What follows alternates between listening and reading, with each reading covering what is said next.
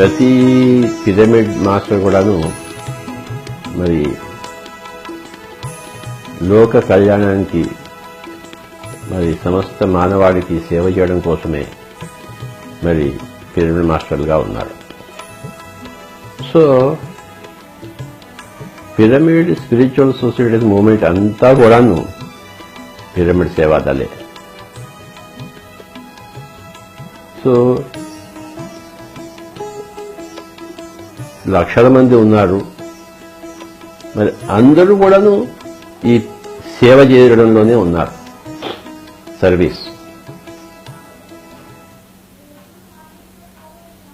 ప్రతి వ్యక్తి దగ్గరికి పోయి ధ్యానం చెప్పడం, ప్రతి ఇంటికి పోయి ధ్యానం చెప్పడం, ప్రతి ఒక్క జీవి పట్ల సేవ దృక్పథం ఉండడం. పిరమిడ్ మాస్టర్స్ అందరూ కూడాను సేవా దురంధరులు.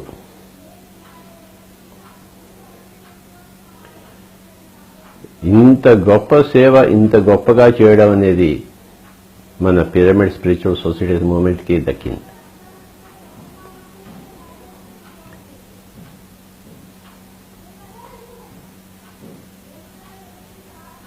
ప్రతి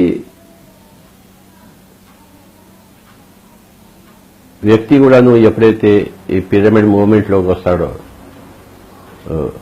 వాళ్ళు సేవలోకి వచ్చినట్లు. అంతకుముందు కూడా వాళ్ళు సేవ చేస్తున్నారు. సేవ చేయడానికి కాదు, చిన్నప్పటి నుంచి మనం సేవ చేస్తూనే ఉన్నాం. సేవ అనే పదము కొత్తదేమీ కాదు.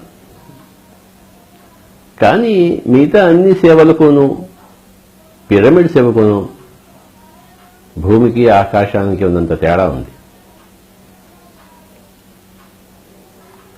అంటే మిగతా రకాల సేవలన్నీ కూడాను ఒక భూమిపరమైన సేవలు అనుకుంటే, పిరమిడ్లో చేసే సేవ ఆకాశపరమైన సేవ.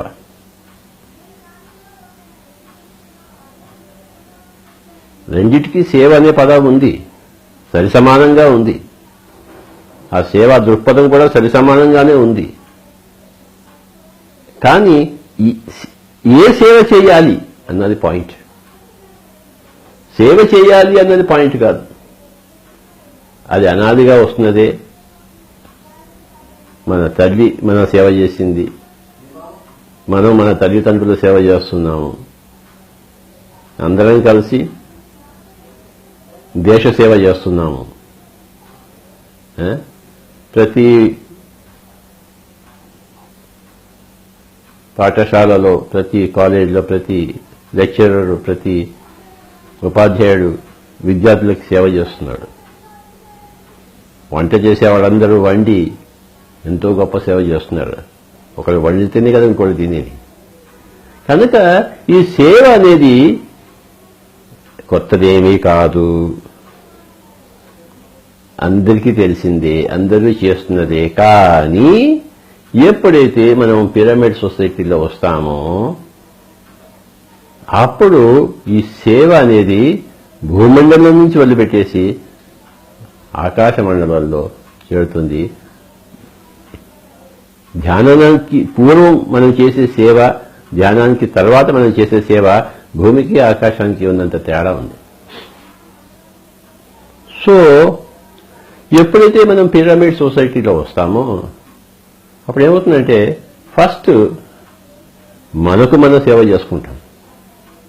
అంటే మనల్ని మనం ఉద్ధరించుకుంటాం.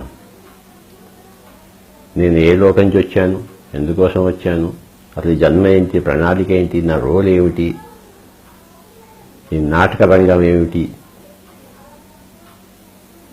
సో ఈ నాటకీయత అంతా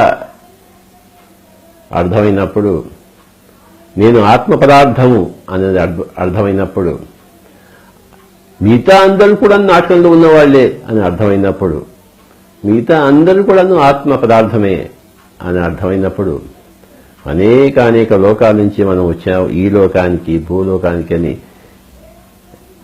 ఇప్పుడు వర్తమానంలో అని అర్థమైనప్పుడు, మనమంతా భగవంతులము అని అర్థమైనప్పుడు, అప్పుడు మొత్తం అంతా ఆ సేవ చేసే దృక్పథమే మారిపోతుంది. ఆ సేవ చేసే ఆ యొక్క ఏ సేవ చేస్తున్నామో అది మారిపోతుంది. ఇప్పుడు మనం ఏ సేవ చేస్తున్నాము? ఆధ్యాత్మిక సేవ చేస్తున్నాం. ఆధ్యాత్మికత తెలియనప్పుడు ప్రాపంచికమైన సేవ చేశాము. ఆధ్యాత్మికం తెలిసిన తర్వాత ప్రాపంచిక సేవ ఉండదు, ఆధ్యాత్మిక సేవ ఉంటుంది. అయితే ఆధ్యాత్మిక సేవలోనే ప్రాపంచిక సేవ ఒక అంతర్భాగమై నిబడీకృతమై ఉంటుంది. అంటే ఎవరికైతే మనం ధ్యానం నేర్పిస్తున్నామో వాళ్ళ ఆరోగ్యం బాగుపడుతుంది.